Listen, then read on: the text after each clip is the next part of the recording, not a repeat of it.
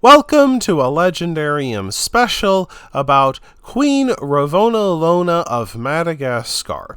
In this episode, we will look at whether this infamous queen was a heroine or a horror. In the Indian Ocean, there is an island called Madagascar off the southeastern coast of Africa. The island is known for being a biodiversity hotspot. History remembered this evergreen tropical island with its stunningly beautiful and diverse ecosystems as a paradise on Earth. By the 18th century, European explorers located the island and tried to claim their rights over it. For the British, Madagascar served as the perfect stopping station on their voyages to India. On the other hand, the French hoped to add Madagascar to their already expanding African empire. As Europeans offered iron and modern weapons for slaves, war between the long-battling tribes of the island grew fiercer as slave wars began to depopulate the island.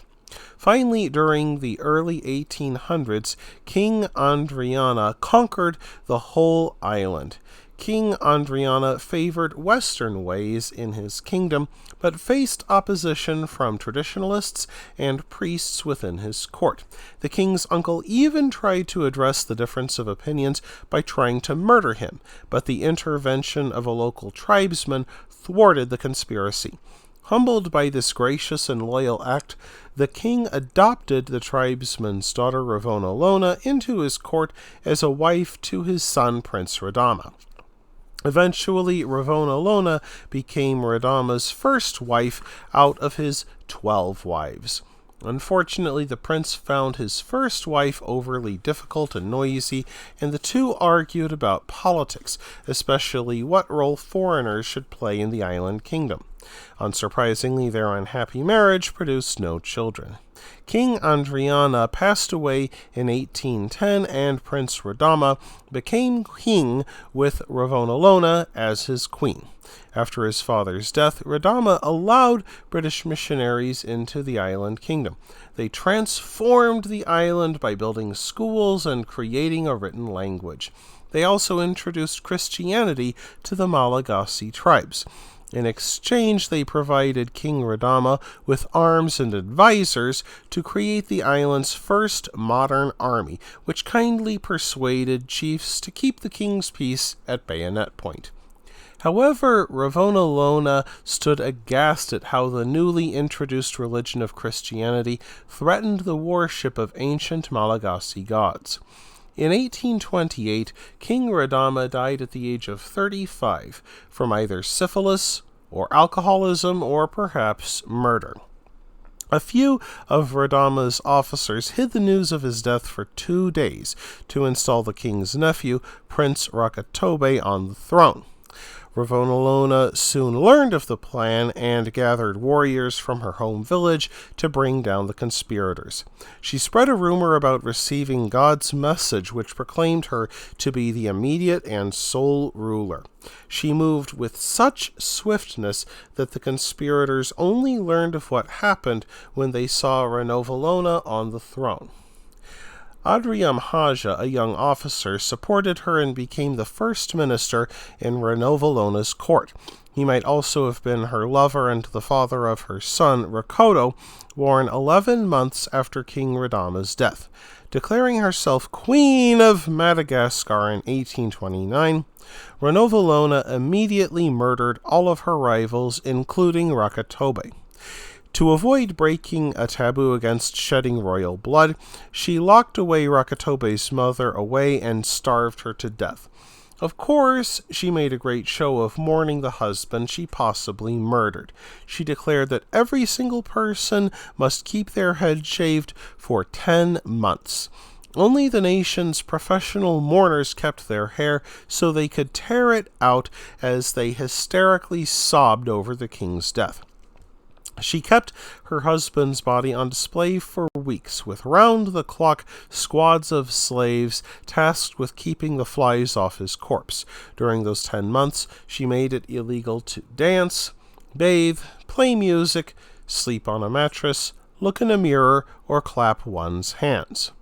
In 1830, King Charles X of France attempted to invade Madagascar to restore traditional trade between the island and his African colonies.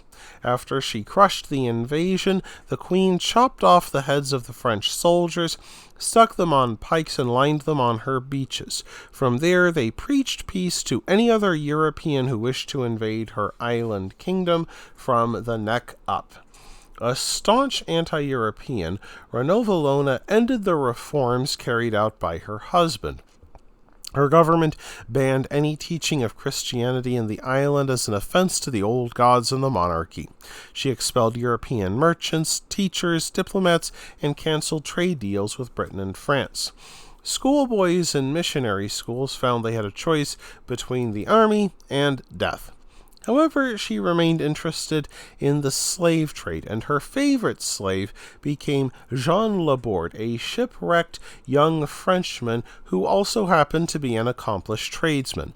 The Queen set him to work with making her an industrial complex. Within a couple of years of his arrival, Madagascar became self-reliant for weaponry, ammunition, and gunpowder. In the capital of Antananarivo, Laborde supervised the manufacturing of firearms, gunpowder, soap, silks, and ceramics. With his help, she also built a string of fortresses along the coast of the island that fended off one bungled European invasion after another. She even tried to have Laborde make giant metal shields for each port that would bounce cannonballs back at European ships, and huge pairs of scissors that could snip invaders in two as they crossed the roads. Neither of these schemes came to fruition. However, the rise of Jean meant the end of her old favorite. She no longer needed to keep a few foreign experts around, as Adriam Haja favored. When she learned that Adriam Haja had unwisely cheated on her, she used that as a pretext to have him speared to death. He coolly instructed his executioners on where to insert the spearhead.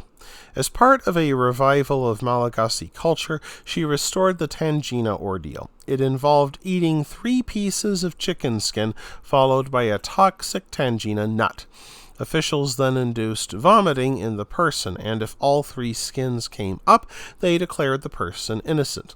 But if that did not happen, the court found the person guilty. This became a common method for royal officials to dispose of the Queen's enemies. More than 30,000 people a year found guilty of this or that crime went to work on royal fortresses for a range of offenses, but those sentenced for remaining Christian would be dumped slowly in boiling water and oil or tied down with ropes and burned alive. She placed others into coffins, and some she buried alive in great holes. Ranavalona descended ever further into madness in 1845 when she led her court on a buffalo hunt. Thousands of slaves and servants leveled whole villages and burned forests to clear the way. During the hunt, starvation and malaria claimed 10,000 victims over the 16-week hunt, yet she did not shoot a single buffalo. Yet she still proved able to protect her island kingdom.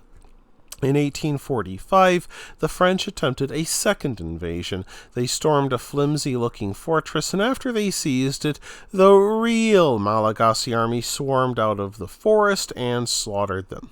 Meanwhile, her son Rakoto won favor by providing relief from forced labor and won admirers among French traders, who grew wealthy off the East African slave trade. They tried to support him in an 1854 bid for power, and even her old slave Jean Laborde joined the conspiracy.